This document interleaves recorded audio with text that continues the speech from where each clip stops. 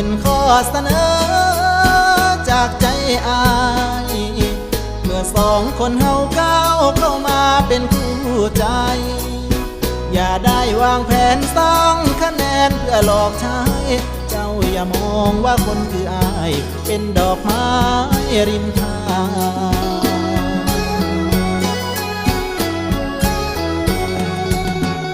โอ้